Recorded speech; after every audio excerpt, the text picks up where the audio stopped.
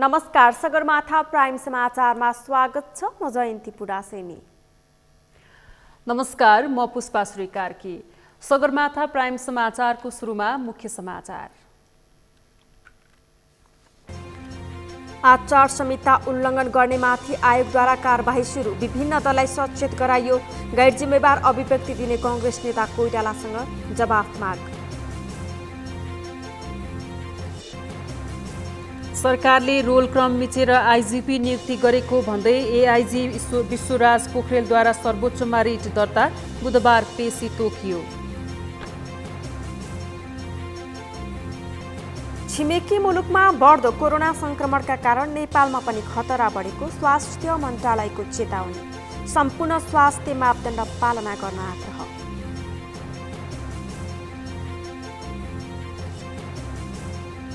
उत्तरी नाइजेरियाको बोर्नो राज्यमा बोको हराम विद्रोहीद्वारा बहुराष्ट्रिय सेनाद्वारा हवाई तथा स्थल कारबाही 22 जना लडाकु मारिए।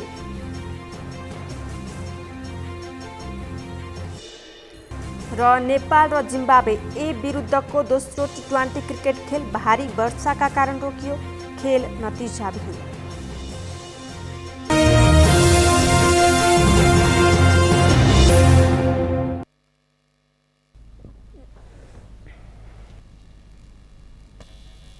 सगरमाथा प्राइम समाचार अब विस्तारमा।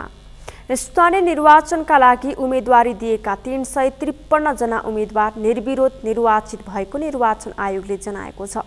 आज आयोगले आयोजना गरेको नियमित पत्रकार सम्मेलनमा आयोगका सहायक प्रवक्ता सूर्य प्रसाद अर्यालले सोमबार दिउँसोसम्ममा देशभरबाट विभिन्न पदमा 353 जना जनप्रतिनिधि निर्विरोध निर्वाचित भएको बताएका हुन्। एक रिपोर्ट। सोमबार निर्वाचन आयोगले आयोजना गरेको नियमित पत्रकार सम्मेलनमा आयोगका सहायक प्रवक्ता सूर्य प्रसाद अर्यालले सोमबार दिउँसोसम्ममा देशभरबाट विभिन्न पदमा 353 जना जनप्रतिनिधि निर्विरोध निर्वाचित भएको बताए। यस्तै 170 जना दलित महिला सदस्य पदमा उम्मेदवारी दर्ता नै नभएको उनले जानकारी दिए। आयोगले नेकपा माओवादी केन्द्र र राप्रपाले निर्वाचन आचार संहिता उल्लङ्घन गरेकाले सम्बन्धित दललाई सचेत गराएको र आगामी दिनमा आचार संहिता विपरीतका काम नगर्न निर्देशन दिएको छ। त्यस्तै निर्वाचनमा 6 करोड रुपैयाँ खर्च भएको नेपाली कांग्रेसका प्रतिनिधि सभा सदस्य शशाङ्क कोइरालाको अभिव्यक्तिप्रति आयोगले जवाफ माग गरिएको र आगामी दिनमा यस्तो अभिव्यक्ति नदिन सचेत गराएको छ। सहायक प्रवक्ता अर्यालले गण्डकी प्रदेशका सभामुख नेत्रनाथ अधिकारीलाई पनि निर्वाचन आचार संहिता कार्यान्वयनप्रति सचेत गराइएको जानकारी दिए। निर्वाचन आयोगले तोकेको भन्दा बढी खर्च भएको, निर्वाचनमा खर्चको गलत विवरण बुझाएको भन्ने अभिव्यक्ति दिनुभएका गण्डकी प्रदेशका सभामुख नेत्रनाथ अधिकारीलाई पनि आचार संहिता कार्यान्वयनप्रति सचेत गराएको छ। आयोगले काठमाडौँ महानगरपालिकामा नेकपा एमालेका तर्फबाट मेयर पदका उम्मेद्वार केशव स्थापितले वैशाख 15 गते धुम्बारा स्थित नेशनल मेडिकल कलेजमा आयोजना भएको छलफलमा आचार संहिता विपरीतको अभिव्यक्ति दिएकाले सो विषयमा आधार र कारण सहित 24 घण्टाभित्र स्पष्टीकरण दिन निर्देशन पनि दिएको छ। नेपाल कम्युनिस्ट पार्टी एकीकृत मार्क्सवादी लेनिनवादीका तर्फबाट काठमाडौँ महानगरपालिकाको प्रमुख पदमा उम्मेदवार रहनुभएका केशव स्थापितले मिति 79 वैशाख 15 गते धुमबाराई स्थित नेशनल कलेजले आयोजना गरेको छलफल कार्यक्रममा व्यक्त गर्नुभएको अभिव्यक्तिप्रति आयोगको गम्भीर ध्यानाकर्षण भएको छ। निर्वाचन आचार संहिता 2078 को दफा 4 को सबैले पालना गर्नुपर्ने आचरणको खण्ड च र ढ साथै आचार संहिताको दफा 12 को जुलुस, आमसभा, कोणसभा, बैठक एवं भेला गर्दा पालना गर्नुपर्ने आचरणको खण्ड द अनुकूल नभएकोले सो विषयमा आधार कारण सहित 24 घण्टाभित्र स्पष्टीकरण पेश गर्न आयोग निर्देश गर्दछ। सोही कार्यक्रमका सन्दर्भमा के कसो भएको हो विस्तृत लेखी पठाउन आयोगले नेशनल मेडिकल कलेजलाई पनि आग्रह गरेको छ भने स्थापित विरुद्ध विज्ञप्ति निकाल्ने महिला पुनर्स्थापना केन्द्र ओरिकलाई समेत सो विज्ञप्ति हटाएको प्रमाणसहित 24 घण्टाभित्र स्पष्टीकरण पेश गर्न निर्देशन दिएको छ।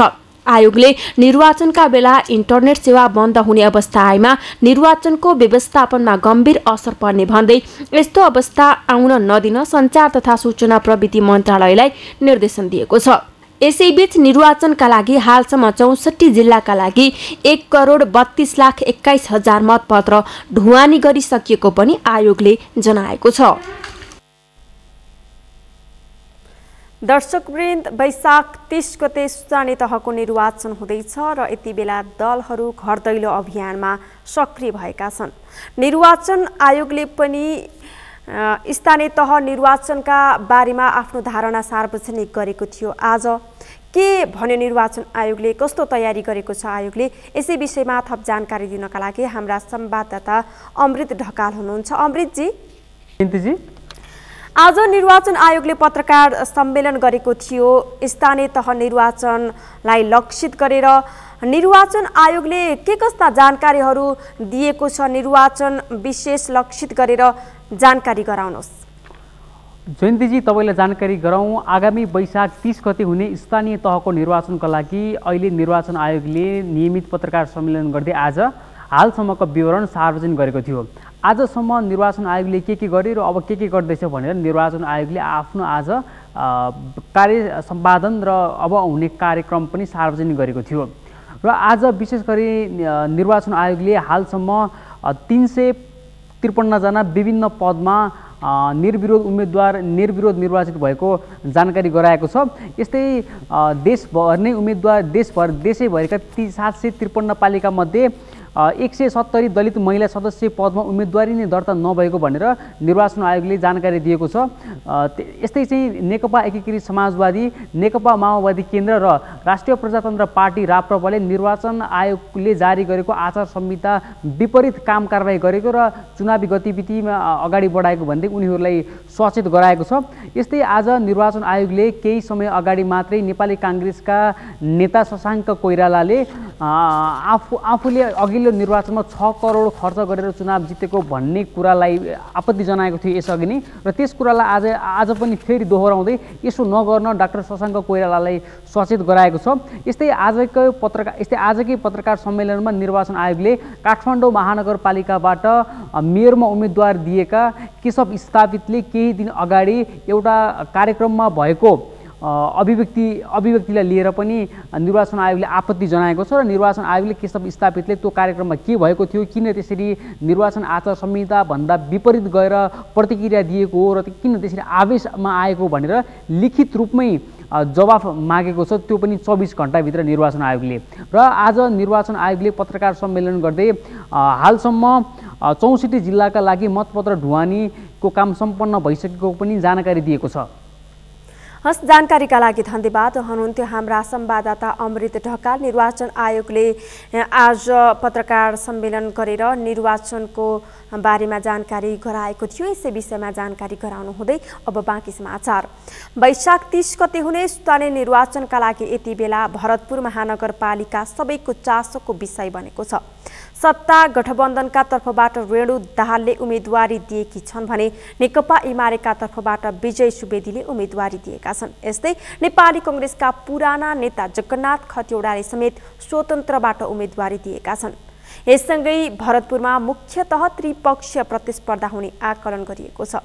अमृत ढकालको रिपोर्ट।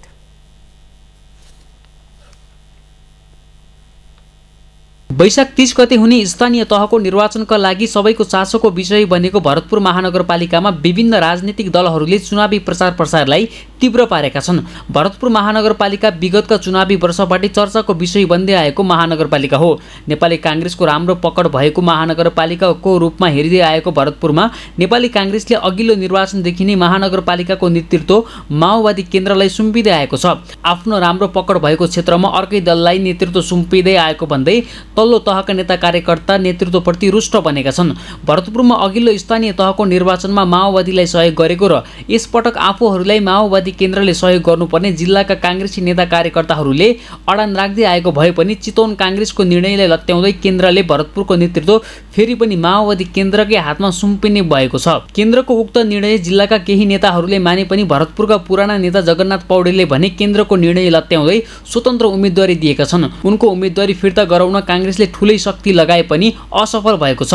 अहिले उनी निर्वाचन आयोगले दिएको भुइँकटर चुनाव चिन्ह लिएर चुनावी प्रचार प्रसारमा जुटेका छन्। भरतपुर महानगरपालिकामा सत्तारूढ गठबन्धनका तर्फबाट मेयरमा नेकपा माओवादी केन्द्रकी नेत्री रेणु दाहाल र एमालेबाट विजय सुवेदीले उम्मेदवारी दिएका छन्। काङ्ग्रेसको नेतृत्वप्रति रुष्ट हुँदै स्वतन्त्र उम्मेदवारी दिएका पौडेललाई भने पार्टीको साथ नभएकाले उनलाई जनमत तान्न सोचे जति सहज छैन। यद्यपि उनको उम्मेदवारीले भरतपुरमा सत्ता गठबन्धनका मेयरका लागि उम्मेदवारी दिएकी दाहाललाई धक्का लाग्न सक्ने राजनीतिक वृत्तमा अनुमान गर्न थालिएको छ। 2074 सालको स्थानीय तहको निर्वाचनमा भरतपुर महानगरपालिकाको प्रमुख पदमा रेणु दाहाल काङ्ग्रेस माओवादी केन्द्रको गठबन्धनबाट विजयी भएकी हुन्। सोही निर्वाचनमा उनले नेकपा एमालेका उम्मेद्वार देवी ग्यावालीलाई 203 मतान्तरले हराउँदै मेयरमा विजयी भएकी थिइन्। रेणु दाहालले अघिल्लो चुनावमा 43,127 मत ल्याउँदा एमालेका देवी ग्यावालीले 42,924 मत ल्याएका थिए। तर अघिल्लो चुनावमा हार बेहोरेको एमालेले यसपटक विजय सुवेदीलाई मेयरको उम्मेद्वार बनाएसँगै गठबन्धनमा देखिएको बाँकी उम्मेद्वारले केही हर्षित भएको छ। भरतपुर महानगरमा अघिल्लो निर्वाचनमा भन्दा यसपटक 35,478 नयाँ मतदाता थपिएका छन्। सोही तथ्याङ्क अनुसार अहिले भरतपुरमा 1,85,752 मतदाता पुगेको छ। अघिल्लो निर्वाचनमा 37,377 मतदाताले मतदान नै गरेका थिएनन्। त्यसबेला 75% मत खसेकाले त्यसैलाई आधार मान्दा यसपटक कम्तीमा पनि 1,40,000 मत खस्ने आकलन गरिएको छ।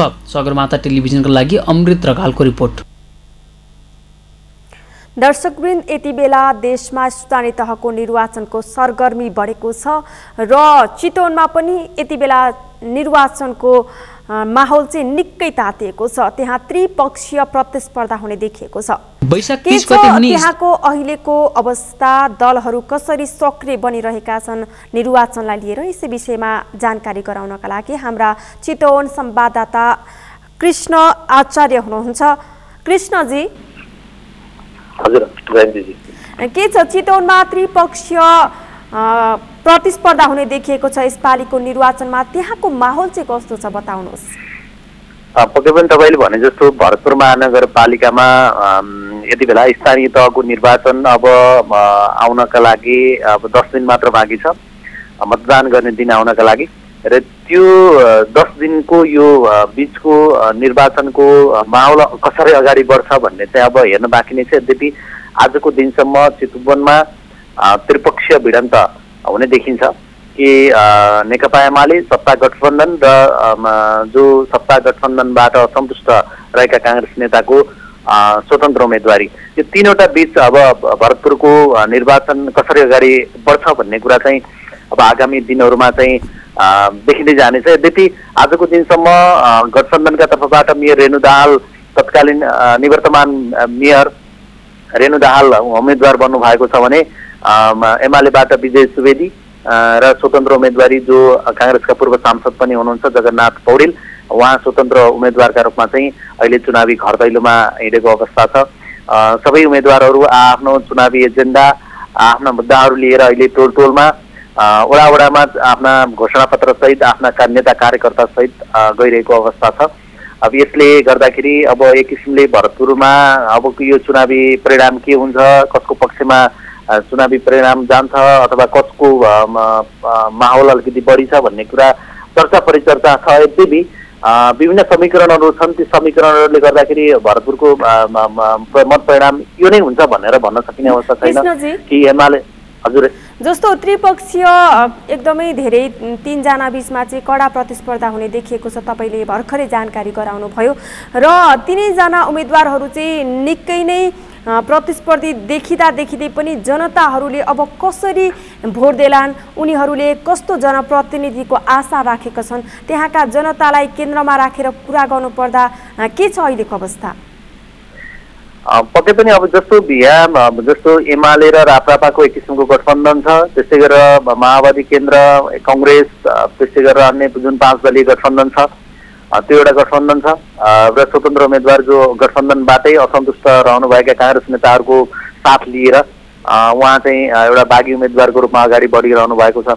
यो त्रिपक्षीय भिडन्त हो। अब यो त्रिपक्षीय भिडन्तमा अब गठबन्धनका उम्मेदवार र एमालेका उम्मेदवारहरूले बागी उम्मेदवारको ले कति मत काट्छन् अथवा उनको मत कति आउँछ भन्नेमा नै अलिकति एनालाइसिस अब दुवै पक्षले त्यो किसिमको एनालाइसिस गरेको देख्न सकिन्छ कि उनले काट्ने मत काङ्ग्रेसमा उनले लिने मत नै अलिकति यो चुनाव जित्ने गठबन्धनका तर्फबाट निर्वाचन जिते पनि एमालेका तर्फबाट निर्वाचन जिते पनि त्यो मतले चाहिँ प्रभाव पार्ने देखिन्छ।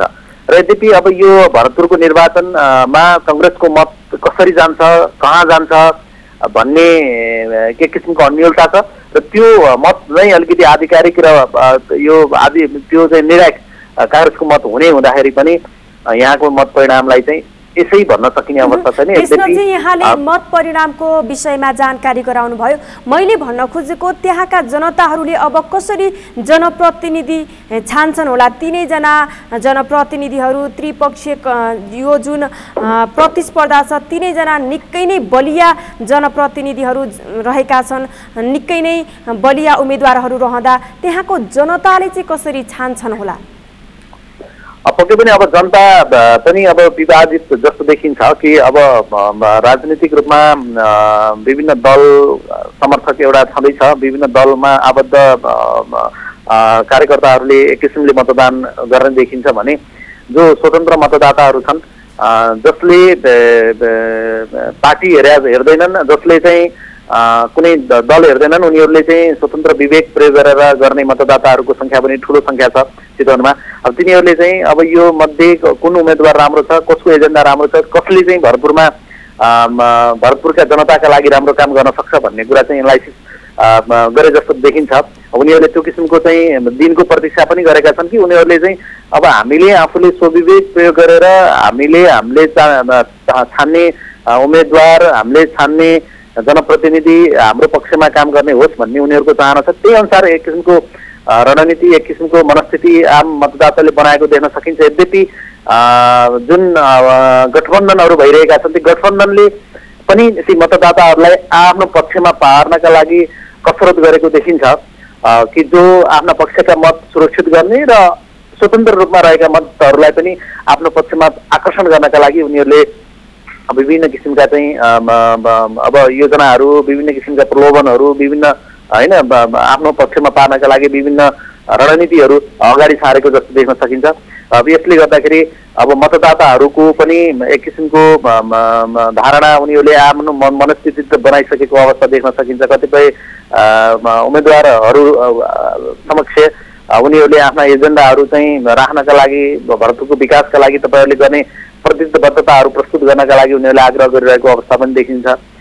यस कारणले गर्दाखेरि अब मतदाताहरूले यो निर्वाचनमा आफ्नो स्वविवेक प्रयोग गरेर आफ्नो काम गर्ने, आफ्नो जनताको पक्षमा चाहिँ काम गर्ने उम्मेदवारहरू चाहिँ छान्ने मनस्थिति बनाएको चाहिँ देख्न सकिन्छ। जानकारीका लागि धन्यवाद। हुनुहुन्थ्यो हाम्रा चितवन संवाददाता कृष्ण आचार्य। चितवनमा पनि चुनावी सरगर्मी बढेको छ र त्रिपक्षीय रूपमा चाहिँ त्यहाँ एकदमै कडा प्रतिस्पर्धा हुने देखिएको जानकारी हामीलाई गराउनु भयो। अब बाँकी समाचार। वैशाख 30 गते हुने स्थानीय निर्वाचनमा उम्मेदवारी दिएका राजनैतिक दलहरूले चुनावी गतिविधिलाई तीव्रता दिएका छन्। दलहरूले फकाउन आकर्षक घोषणापत्र र प्रतिबद्धता पत्र सहित घर दैलोमै पुगेर भोट मागिरहेका छन्। 2 नगरपालिका र 8 गाउँपालिका रहेको पाल्पामा 5 दलीय गठबन्धन र नेकपा एमालेका उम्मेदवारहरू मतदाता आफ्नो पक्षमा पार्न कसिएका छन्। पाल्पाबाट किरण कौशलको रिपोर्ट। वैशाख 30 गते हुने स्थानीय तहको निर्वाचनमा उम्मेदवारी दिएका राजनीतिक दलहरूले चुनावी गतिविधिलाई तीव्रता दिएका छन्। दलहरूले फकाउन आकर्षक घोषणापत्र र प्रतिबद्धता पत्र सहित घर दैलोमै पुगेर भोट मागिरहेका छन्। 2 नगरपालिका र 8 गाउँपालिका रहेको पाल्पामा 5 दलीय गठबन्धन र नेकपा एमालेका उम्मेद्वार मतदाता आफ्नो पक्षमा पार्न कसिएका छन्। जिल्लामा चुनावी सरगर्मी तातिएसँगै गठबन्धन र एमाले बीच मुख्य प्रतिस्पर्धा हुने देखिएको छ। तर दलहरूले निर्वाचनका बेला गरेका प्रतिबद्धता पूरा गर्ने उम्मेद्वारलाई मात्रै भोट दिने आफूहरूको सोच रहेको मतदाताहरूले बताएका छन्। यसैबीच सदरमुकाम तानसेन नगरपालिकाका मतदाताले पर्यटकीय पूर्वाधार निर्माण र खानेपानीको व्यवस्थापनलाई प्राथमिकता दिने उम्मेद्वार आफ्नो रोजाइमा रहेको मतदाताको भनाइ छ। पाल्पामा चाहिँ धेरै पर्यटकीय क्षेत्रहरू विकास गर्नको लागि, पर्यटन भित्राउनको लागि धेरै राम्रो वातावरण रहेको छ। तर यो बाटोको अवस्थाले गर्दाखेरि धेरै दुःख पाइरहेका छन्। सीताबाबाको बाटो पहिला चाहिँ त्यो बनाउन पर्छ। त्यसकारण यो पाल्पामा चाहिँ पानीको पनि धेरै समस्या रहेको छ।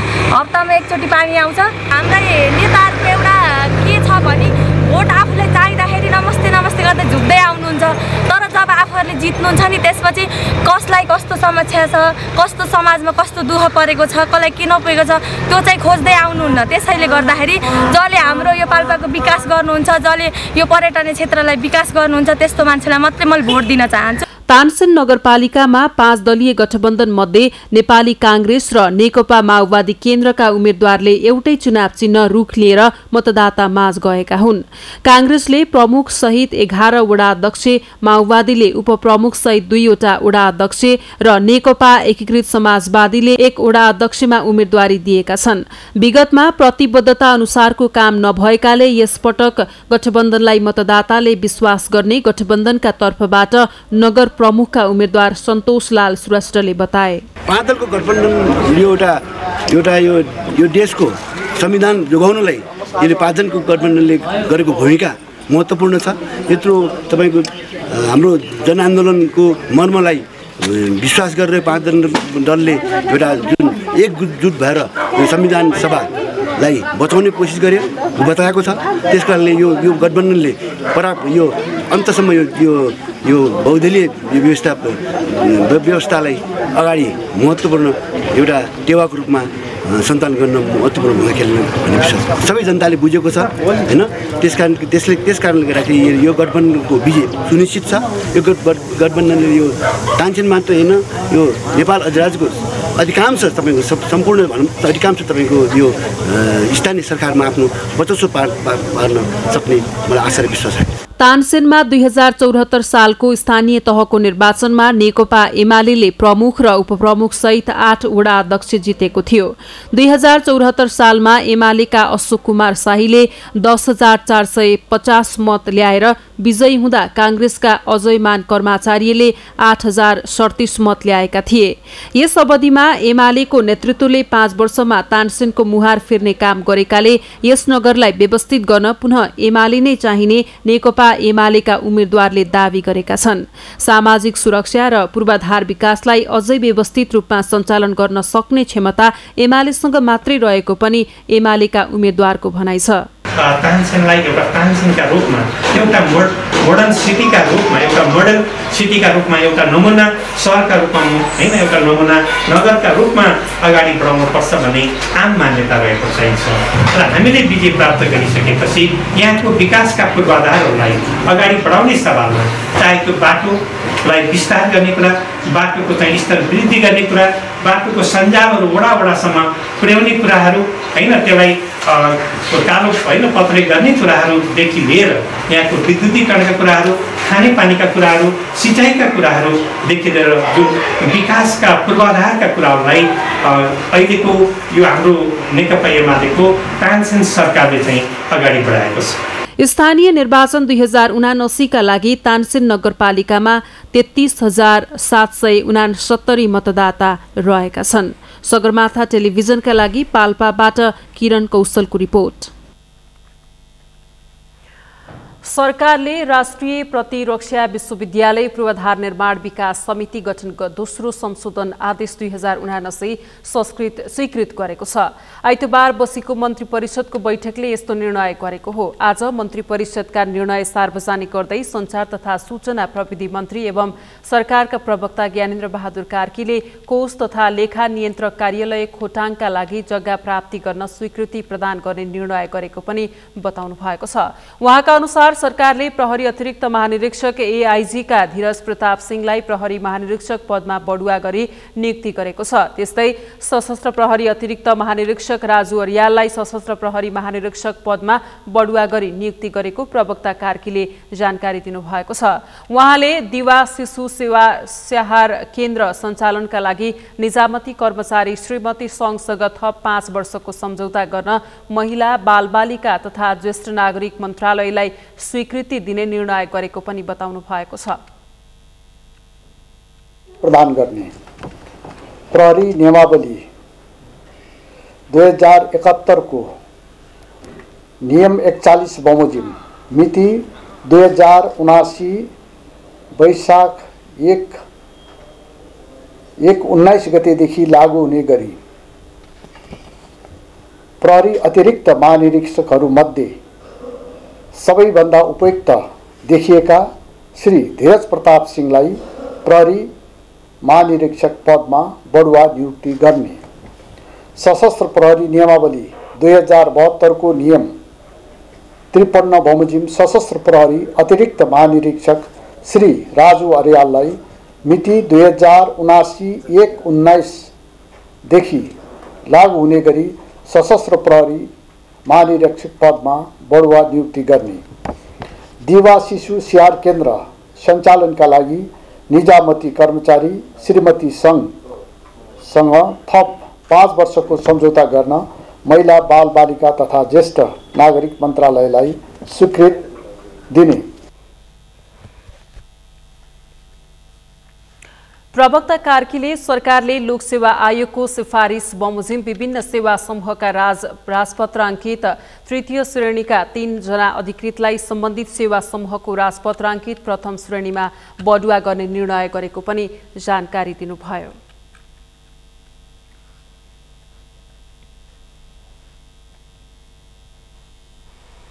नेपाल प्रहरीका अतिरिक्त प्रहरी महानिरीक्षक एआईजी विश्वराज पोखरेलको रिट सर्वोच्च अदालतमा दर्ता भएको छ। धीरज प्रताप सिंहलाई नेपाल प्रहरीको महानिरीक्षक आईजीपी पदमा नियुक्ति गर्ने सरकारी निर्णय बदरको मागसहित एआईजी पोखरेलले दायर गर्नुभएको रिट सर्वोच्च अदालतमा आज दर्ता भएको हो।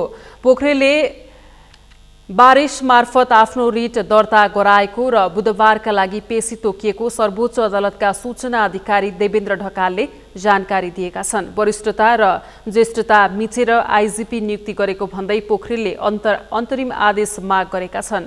मन्त्री परिषदको आइतबारको बैठकले पोखरेल भन्दा 16 महिना कनिष्ठ अतिरिक्त प्रहरी महानिरीक्षक एआईजी धीरज प्रताप सिंहलाई महानिरीक्षक आईजीपी बनाउने निर्णय गरेको थियो।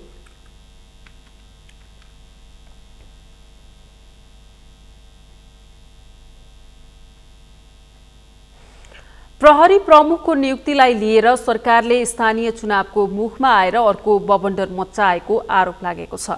राम्रालाई भन्दा हाम्रालाई रोज्ने प्रवृत्ति देखिएको आवाज उठिरहेको छ। नेपाल प्रहरीका एआईजीहरू पनि सरकारको निर्णय खारेजीको माग गर्दै सर्वोच्च अदालतको शरणमा पुगेका छन्। तर गृह सचिव टेक नारायण पाण्डेले भने प्रहरी महानिरीक्षकको नियुक्ति प्रचलित कानुन सम्मत रूपमा भएको भन्दै सरकारको निर्णयको बचाउ गरेका छन्। एक रिपोर्ट। गृह मन्त्रालयका सचिव टेक नारायण पाण्डेले नेपाल प्रहरी र सशस्त्र प्रहरी महानिरीक्षकको नियुक्ति कानुन सम्मत भएको दावी गरेका छन्। नवनियुक्त महानिरीक्षक धीरज प्रताप सिंह र सशस्त्र प्रहरी महानिरीक्षक राजु अर्याललाई दर्जाउने चिन्ह प्रदान गर्दै सचिव पाण्डेले यस्तो बताएका हुन्। उनले प्रहरी महानिरीक्षक बढुवाबारे थुप्रै मिडियाबाजी भए पनि प्रचलित कानुन प्रहरी नियमावलीमा भएको व्यवस्था अनुरूप नै महानिरीक्षकमा बढुवा गरिएको बताए। सचिव पाण्डेले एआईजीहरूमा सिंहमा सबै कार्यकुशलता देखेर नै निर्णय गरेको बताए। उनले सबै एआईजीहरू 2049 साल चैत्र 12 गतिको नियुक्ति भएकोले उनीहरूबाट नै कार्यकुशलता र नेतृत्व प्रदान गर्न सक्ने क्षमताको आधारमा सरकारले सिंहलाई महानिरीक्षक बनाएको स्पष्ट पारे। हाम्रो प्रचलित कानुन प्रहरी नियमावलीमा भएको व्यवस्थाले ज्येष्ठता भन्छ। ज्येष्ठता भनेपछि सबै 2049 साल चैत्र 18 गते चैत्र 12 गतेको नियुक्तिको मान्छेहरू नै अहिलेको महानिरीक्षक हुन एलिजिबल हो। सबै त्यही हुनुहुन्छ, 4 जना। त्यसमा ज्येष्ठता भनेपछि खालि त्यो पदको ज्येष्ठता मात्रै नभएर कसले सङ्गठनलाई अभिभावकीय भूमिका दिन सक्छ? हाम्रो परिवारमा सम्झौँ न, पितृत्व अथवा त्यो बाबुको भूमिका के प्याट्रोनेज हुन्छ नि, त्यो कमान्ड गर्न सक्ने, यहाँ पनि त्यही लागू हुन्छ। आमा अथवा माता अथवा मातृत्वको कुरा गर्दा जुन वात्सल्य हुन्छ, सबै आफ्ना परिवारका सदस्यहरूलाई समान व्यवहार गर्ने अथवा आवश्यकता अनुसार विभेद पनि हुन्छ। त्यहाँ आमाकोमा कमजोरलाई अलि बढी माया हुन्छ नि आमाको, त्यो हिसाबको माता र पिताको प्याट्रोनेज अथवा अभिभावकीय भूमिकाको हिसाबले सरकारले खोज्यो। सचिव पाण्डेले नेपाल प्रहरी र सशस्त्र प्रहरी बल नेपालको अहिलेको जनशक्तिले आवश्यकतालाई धान्न नसक्ने बताए। उनले अहिले आवश्यकता धान्न 1 लाख नेपाल प्रहरी र न्यूनतम 50,000 सशस्त्र प्रहरीको आवश्यकता रहेको बताए। नेपाल प्रहरीको 79,000 को जनशक्ति र सशस्त्र प्रहरी बल नेपालको 37,000 हाराहारीको जनशक्तिले अहिलेको बदलिँदो समाजको आवश्यकता र मागलाई धान्न सकिरहेको अवस्था छैन। मोटामोटी मेरो आकलनमा अहिलेको माग र त्यो प्रहरी चौकीको स्तरोन्नति, त्यसपछि इलाका प्रहरी कार्यालयको स्थापना, अरू अपग्रेडिङको जुन डिमान्ड छ त्यो हेर्दा नेपाल प्रहरी न्यूनतम 1 लाखको सङ्ख्यामा तत्काल जरुरी देखिन्छ भने सीमा सुरक्षा लगायत अरू चोरी तस्करी नियन्त्रण, राजस्व अभिवृद्धि लगायतका अभिभाराहरूको कार्य सम्पादन गर्न सशस्त्र प्रहरी बलमा अहिलेको अवस्थामा न्यूनतम 50,000 सङ्ख्याको प्रहरी फोर्स जरुरी देखिन्छ। गृह सचिव पाण्डेले आन्तरिक रूपमा रहेको विकृति र विसङ्गतिलाई हटाउनु दुवै प्रहरी बलका लागि चुनौती रहेको बताए। उनले विगतमा भोगेका भन्दा नवीन ढाँचाको अपराधका प्रकृतिहरू विकास भइरहेकाले तिनको नियन्त्रण र त्यस्ता चुनौतीहरूको सामना गर्न सक्षम प्रहरी सङ्गठनको निर्माण गर्नुपर्ने बताए।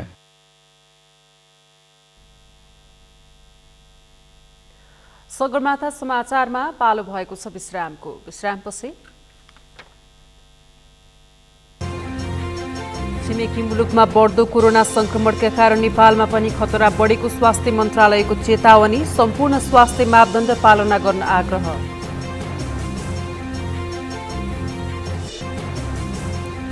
उत्तरी नाइजेरियाको बोर्नो राज्यमा बोको हराम विद्रोही विरुद्ध बहुराष्ट्रिय सेनाद्वारा हवाई तथा स्थल कारवाही, 22 जना लडाकु मारिए।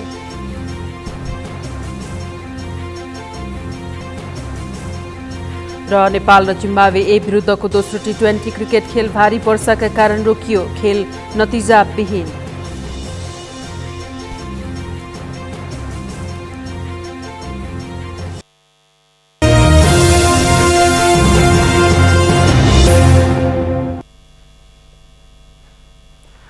विश्रामपछि सगरमाथा समाचारमा स्वागत छ। अब बाँकी समाचार। नवनियुक्त प्रहरी महानिरीक्षक धीरज प्रताप सिंहले दर्जानी चिन्ह लगाउनु भएको छ।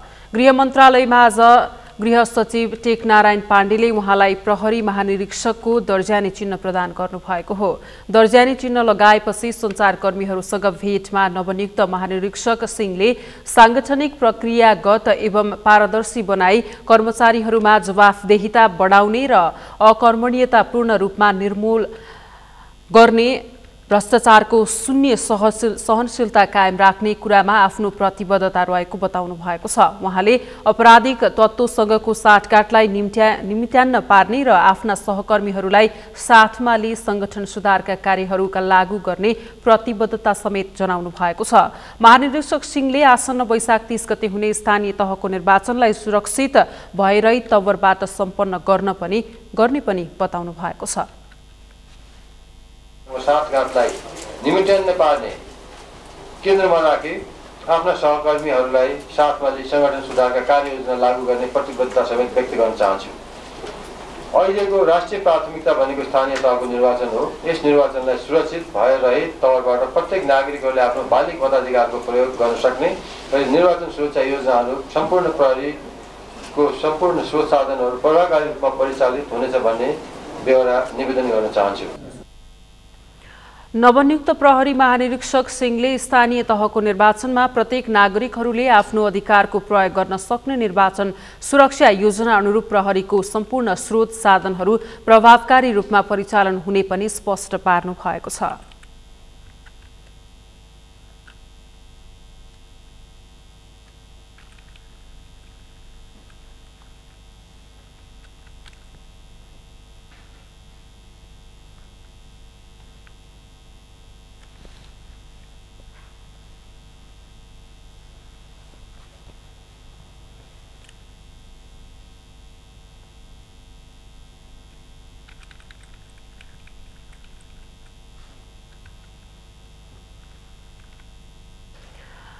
सञ्चार तथा सूचना प्रविधि मन्त्रालयका सचिव डाक्टर वैकुण्ठ अर्यालले आफ्नो मन्त्रालयको 90% काम विद्युतीय प्रणाली मार्फत सम्पन्न गर्ने बताउनु भएको छ।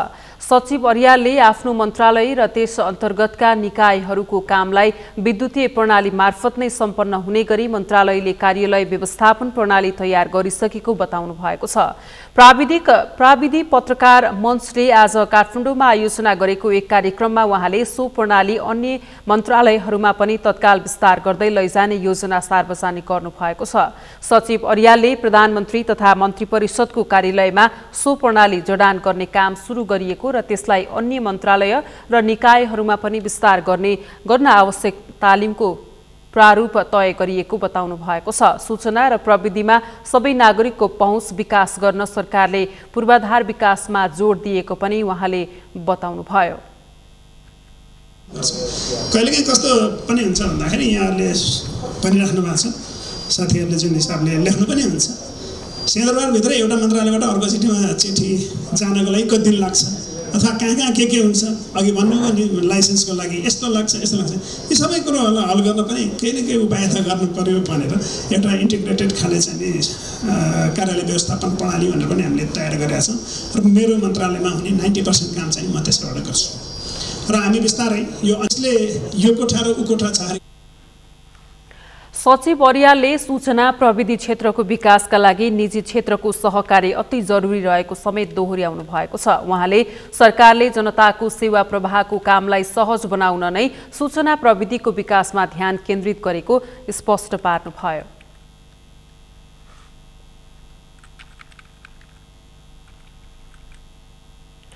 सरकारले कोरोना संक्रमण दर बढ्न थालेको भन्दै स्वास्थ्य सतर्कता अपनाउन आग्रह गरेको छ। पछिल्लो समय छिमेकी देश भारतमा कोरोना संक्रमण दर बढ्न थालेकाले पूर्ण रूपमा स्वास्थ्य सतर्कता अपनाउन आग्रह गरेको हो। एक रिपोर्ट। स्वास्थ्य तथा जनसङ्ख्या मन्त्रालयका सहप्रवक्ता समीर कुमार अधिकारीले पछिल्लो समय भारतमा कोरोना संक्रमण दर बढिरहेकोले नेपालमा पनि कोरोना संक्रमण बढ्न सक्ने भन्दै स्वास्थ्य सावधानी अपनाउन आग्रह गरे।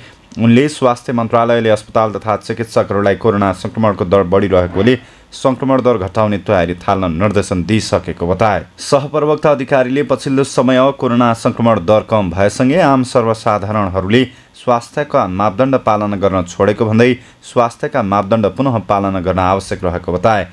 उनले कोरोना संक्रमणलाई घटाउन जनस्वास्थ्यका मापदण्डहरू पालना गराउन खोप लगाउन बाँकी रहेका विषयहरूलाई केन्द्रमा राखेर सरकारले काम सुरु गरिसकेको पनि बताए।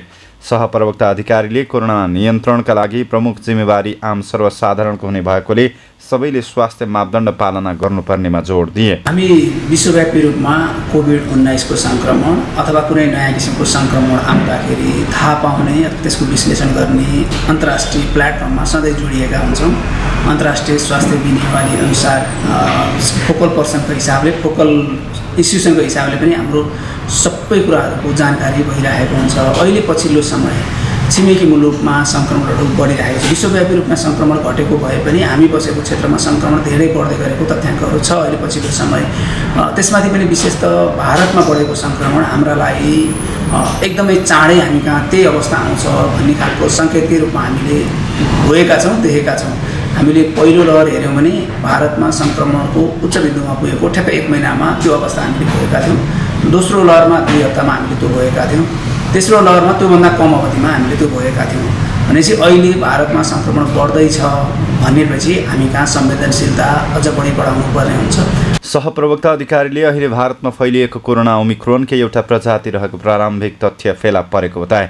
यद्यपि यसबारेमा अध्ययन अनुसन्धान भइरहेकोले थप विवरण आउन समय लाग्ने उनले बताए।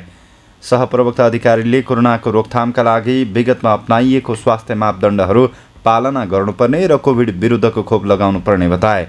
उनले यस समयमै सावधानी अपनाएमा कोरोनाबाट हुने जोखिमलाई न्यूनीकरण गर्न सकिने बताए। अहिले फैलिरहेको संक्रमण ओमिक्रोनकै एउटा प्रजातिकै रूपमा अहिलेसम्म प्रारम्भिक तथ्यहरूबाट त्यही आइरहेको छ।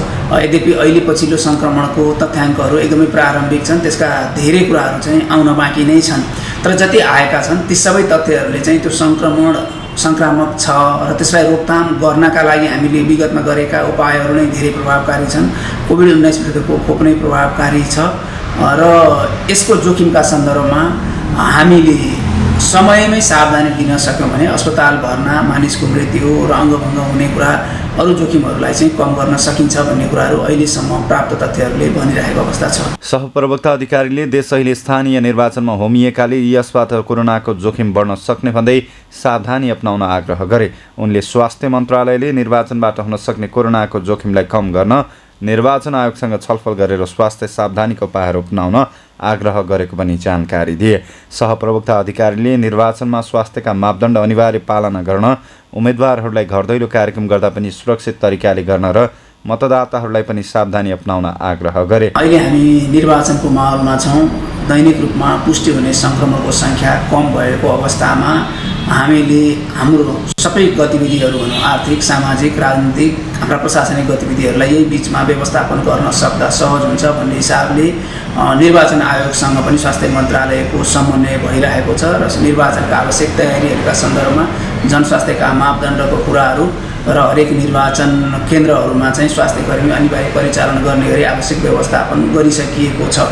यो सरकारले आफ्नो तर्फबाट गर्ने तयारीहरू भयो। यसभन्दा बाहेक हामी आम जति पनि हामी जनप्रतिनिधि हुनका लागि उम्मेदवार बनेका छौँ, सबैले आफ्नो ठाउँबाट सकेसम्म जनस्वास्थ्यका मापदण्डहरूको उल्लङ्घन नहुने उपायहरू गर्ने, सङ्क्रमण फैलिन नदिने खालका उपायहरू गर्नुपर्ने छँदैछ। त्यसका लागि म आम सबै उम्मेदवारहरूलाई हार्दिक अपिल गर्न चाहन्छु। सहप्रवक्ता अधिकारीले विदेशबाट आउने नागरिकहरूलाई 7 दिन अनिवार्य क्वारेन्टाइनमा बस्न र सबैले मास्क अनिवार्य लगाउन आग्रह गरे। उनले कोरोनाको विभिन्न चरणका खोप लगाउन बाँकी रहेकाहरूले समयमै कोरोना विरुद्धको खोप लगाउन पनि अपिल गरे।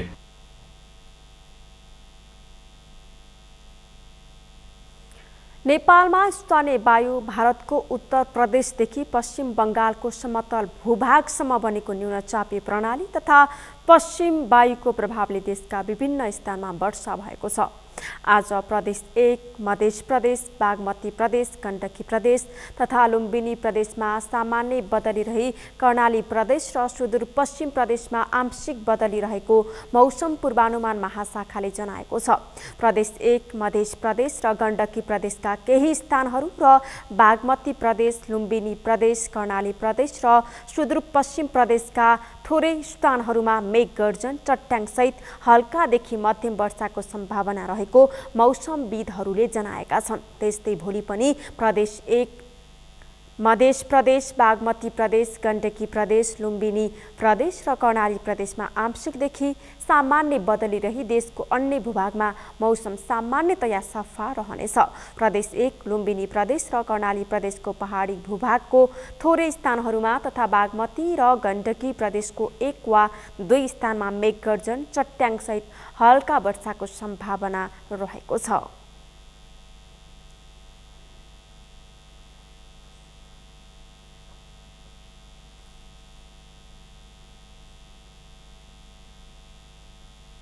सगरमाथा प्राइम समाचारमा एकैछिन विश्रामपछि उत्तरी नाइजेरियाको बोर्नो राज्यमा बोको हराम विद्रोही विरुद्ध बहुराष्ट्रिय सेनाद्वारा हवाई तथा स्थल कारबाही, 22 जना लडाकु मारिए। र नेपाल र जिम्बाब्वे ए विरुद्धको दोस्रो टी20 क्रिकेट खेल भारी वर्षाका कारण रोकियो, खेल नतिजाविहीन।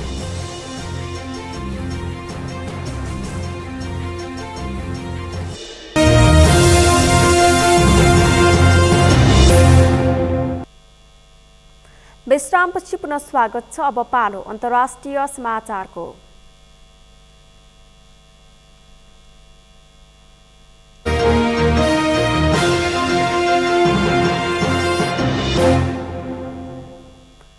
नाइजेरियामा बोको हराम विरुद्ध विद्रोही विरुद्ध गरिएको कारबाहीमा 22 जना विद्रोही मारिएका छन्।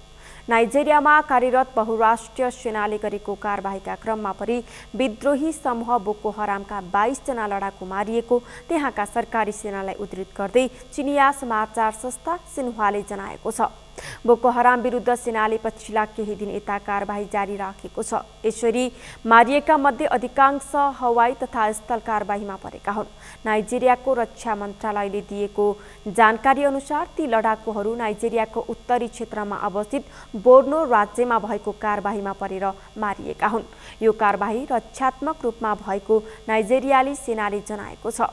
त्यहाँको सेनाका अनुसार कारबाही अझै पनि जारी रहेको छ।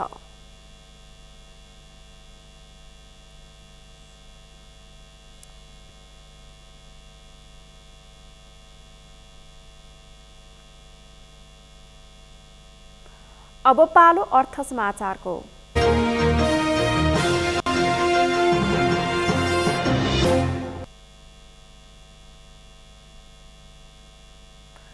वैशाख 30 गते हुने स्थानीय तहको निर्वाचनले यति बेला नेपाली बजार प्रभावित बनाएको छ।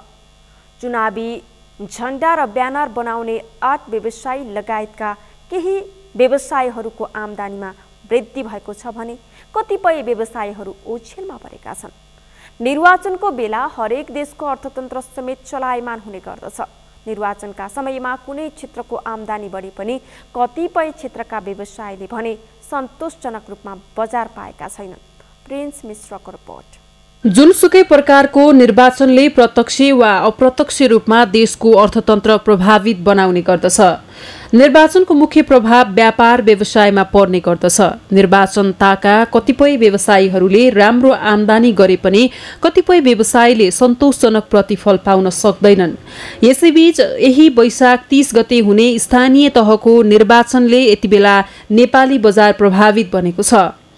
स्थानीय निर्वाचनले साना ठूला होटल तथा चिया पसललाई समेत केही राहत दिएको छ, तर ठूला होटल व्यवसायीहरूमा भने त्यस्तो उत्साह थपेको पाइएको छैन। यस्तै तारे होटलहरू बढीजसो पर्यटकमा निर्भर रहने हुनाले निर्वाचन अवधिमा त्यस्ता होटलको व्यवसायमा गिरावट हुने गरेको होटल संघ नेपाल हानका वरिष्ठ उपाध्यक्ष विनायक शाहको भनाइ छ। अब हाम्रो होटलमा टुरिज्ममा चाहिँ के भने अब खुल्ला रूपमा घुम्न आउने हो नि त, अब बिदा मनाउन आउने, साथीभाइसँग घुम्ने, परिवारसँग घुम्ने, त्यो चाहिँ अलिकति कम हुन्छ। त्यो भन्दैमा ठुला होटललाई चाहिँ त्यसले असर गर्छ। साना होटल हुन्छ त्यहाँ चाहिँ नि बस्ने, खाने, पिउने, अब आतिथ्य गर्ने त्यो बढेर जान्छ नि। त्यो त भनेको अब ठुला होटललाई त्यति प्रभाव पार्दैन। अब व्यापारको हिसाबले साना होटललाई चाहिँ त्यसले फाइदै पुर्याउँछ। कतिपय निर्वाचनले पर्यटकको आगमनमा प्रभाव पार्ने हुँदा पर्यटन व्यवसायमा समेत यसको असर देखिने गरेको होटल व्यवसायीहरूको भनाइ छ। तर दक्षिण एसियाका मुलुकहरूमा भने निर्वाचनका समयमा नारा जुलुस र र्याली मात्र होइन, हिंसात्मक घटना समेत हुने गरेको छ। त्यस किसिमले मनोवैज्ञानिक कारणले निर्वाचनका आसपास विदेशी पर्यटकले सकेसम्म यात्राको योजना बनाउँदैनन्। त्यस्तै पर्यटन व्यवसायमा कार्यरत जनशक्ति समेत चुनावी अभियानमा सरेक हुने हुनाले पर्यटन व्यवसाय प्रभावित बन्ने गरेको व्यवसायीहरूले बताएका छन्। जो मान्छेले करोडौं रुपियाँ तिरेर नेपाल आउँछ भने उसले आफ्नो सुरक्षा पनि हेर्छ हैन। र विशेष त हाम्रो दक्षिण एसियाली देशहरूमा चाहिँ चुनावको कारणले हाम्रो कहिलेकाहीँ हाम्रो फ्लाइटै नभइदिने, कहिले हाम्रो सबै बन्द नै भइदिने, त्यही भएर रिलेटेड हुँदै जान्छ। अनि त्यसपछि कहिले राम्रोसँग काम गर्छु भन्यो भने पनि फेरि यहाँ आइसकेपछि हाम्रो सबै म्यान पावरहरू चाहिँ यो चुनावको लागि विस्तारित भएर गइसकेपछि आइसकेकोलाई पनि हामीले फेरि भने जस्तो सुविधा दिन सक्दैन। निर्वाचनले केही क्षेत्र प्रभावित बनाए पनि कतिपय स्थानीय ग्रामीण क्षेत्रका साना तथा मझौला व्यापार व्यवसाय भने मौलाएका छन्। चुनावी अभियानसँगै सामान्यतया चुनाव प्रचार प्रसार सामग्री बनाउने आर्ट व्यवसाय, स्थानीय होटल तथा खाजाघर, छापाखाना तथा चिया पसल लगायतमा आर्थिक सुधार भएको पाइएको छ।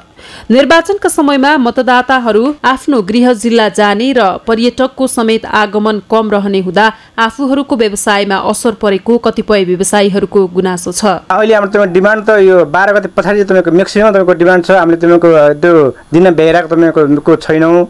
अब अहिले लगभग तपाईको दिनको 50 देखि तपाईको लाखसम्मको भइरहे व्यापार भइरहेछ। हामीले व्यापार त अहिले गरिरहेछौँ भनौँ न। अब 10-20 हजारको, 30 हजारको, 20 हजारको त्यस्तो व्यापार त भइरहेछ अहिले। निर्वाचन आयो भनिसकेपछि मान्छेको चाहिँ नि पब्लिकहरू पनि काठमाडौँ छोडेर चाहिँ नि बाहिर जाने गर्दछन्। त्यसकारणले गर्दा पनि यो भित्र मान्छेको सङ्ख्या कम हुन्छ र विदेशीहरू पर्यटकहरू पनि यहाँ आउने क्रम चाहिँ अब निर्वाचन भइरहँदाखेरि के अरे सुरक्षाको दृष्टिकोणले पनि के हुने हो भन्ने कुरोमा उहाँहरू सोच्न बाध्य हुनुहुन्छ र आउने क्रम पनि कम हुन्छ। त्यसकारणले गर्दाखेरि यहाँ चाहिँ नि प्रत्यक्ष रूपमा नै व्यापारलाई चाहिँ प्रभाव पारेकै हुन्छ। निर्वाचन अवधिमा चुनावी सामग्री निर्माण तथा होटल व्यवसाय चलायमान हुनु स्वाभाविक हो, तर सोही अवधिमा कतिपय क्षेत्रमा भने चुनावी प्रभावको क्षणिक असर पर्ने गरेको छ। सगरमाथा टेलिभिजनका लागि क्यामेरामा केशव तिमल सिन्हाका साथमा प्रिन्स मिश्रको रिपोर्ट। सगरमाथा प्राइम समाचारमा अब पालो खेल समाचारको।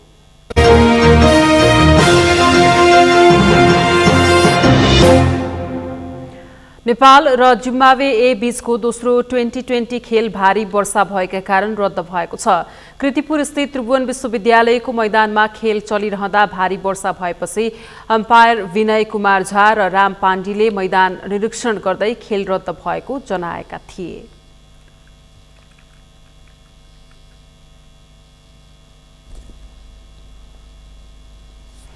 समाचारको अन्त्यमा मुख्य समाचार फेरि एकपटक। आचार संहिता उल्लङ्घन गर्नेमाथि आयोगद्वारा कारबाही सुरु, विभिन्न दललाई सचेत गराइयो। गैर जिम्मेवार अभिव्यक्ति दिने कांग्रेस नेता कोइरालासँग जवाब माग।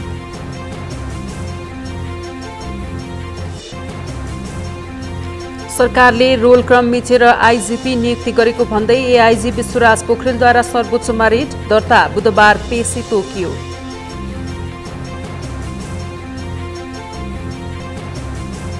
छिमेकी मुलुकमा बढ्दो कोरोना संक्रमणका कारण नेपालमा पनि खतरा बढेको स्वास्थ्य मन्त्रालयको चेतावनी, सम्पूर्ण स्वास्थ्य मापदण्ड पालना गर्न आग्रह।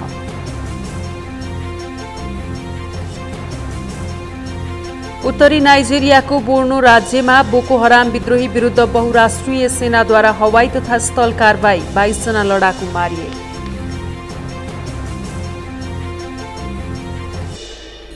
र नेपाल र जिम्बाब्वे ए विरुद्धको दोस्रो टी20 क्रिकेट खेल भारी वर्षाका कारण रोकियो, खेल नतिजाविहीन।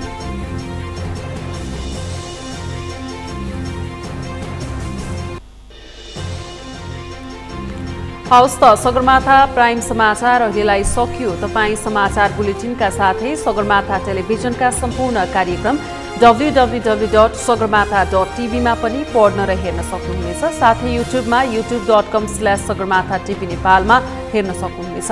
तपाईँ हामीलाई फेसबुकमा पनि facebook.com/stv नेपालमा फलो गर्न सक्नुहुनेछ। समाचारको शिखर, नेपालको गौरव, नेपालको पहिलो न्युज च्यानल सगरमाथा टेलिभिजन हेर्दै गर्नुहोला। नमस्कार।